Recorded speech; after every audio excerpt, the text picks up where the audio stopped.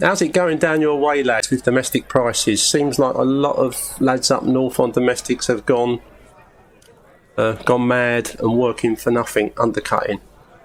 Shouldn't have to. We've got to be really careful at the minute when it comes to pricing stuff up, because like a lot of the guys have said, if we like start all trying to undercut each other, or not necessarily us, but some guys in the trade, it starts to get to that silly low price where you guys are trying to bash something out as quickly as they can because they've gone in so tight on the price, and that's when the workmanship starts faltering, mate, and that's when like bad reputations start creeping in.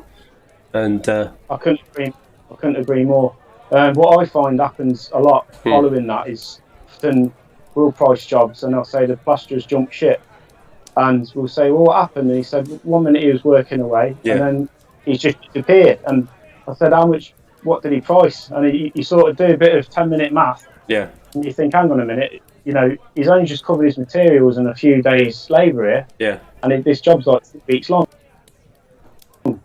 And I think that happens quite a bit where they go in too cheap, they get halfway along the job and realise I'm not going to earn any money on this, and they'll jump ship. It leaves the customer, you know, up excreting without a paddle, and then just to come in and fix it. But it's something I did when I first started, which was a silly strategy, which was I'm guilty of it myself, undercutting the more established businesses. I think it's something you do when you're young and you're maybe a little bit naive to business, and you think, well, if they're charging 200 a day, and it gets you the work, but then of course there's a reason that they're charging 200 a day. You know, you end up just spinning your wheels, you're not earning any profit, and you can't move forward. So I think we're all guilty of it. I know I did it when I was younger. You're hungry to get your name out there and get the work coming in.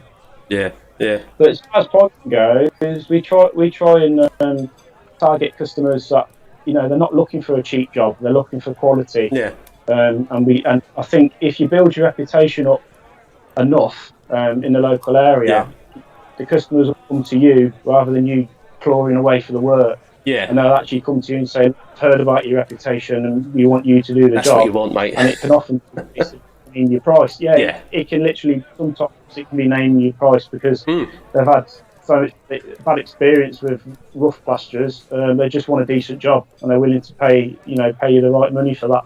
I mean, one of the last jobs I did, well, I haven't done it yet, but I went to look at, and the people in there sort of said they'd had, well, 3 other quotes, but they were kind of like quotes where the guy walks in, has a look round and goes, 3 guys, £300 a day each guy, we'll be here about a week. And that was for a job that I looked at that I'll probably do it in a week on my own.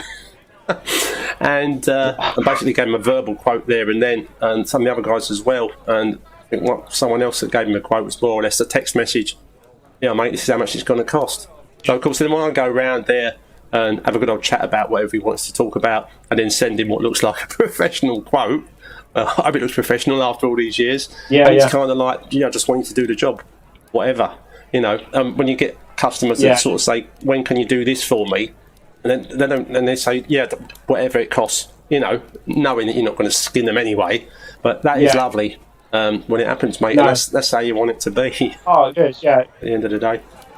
You can't beat recommendation, can you? I mean, even today, in options available to us, you still can't beat having your name put forward by somebody's mate said to them, look, use Eric, he'll do a top job for you. You've won the job before you're in the door, haven't you, half the time?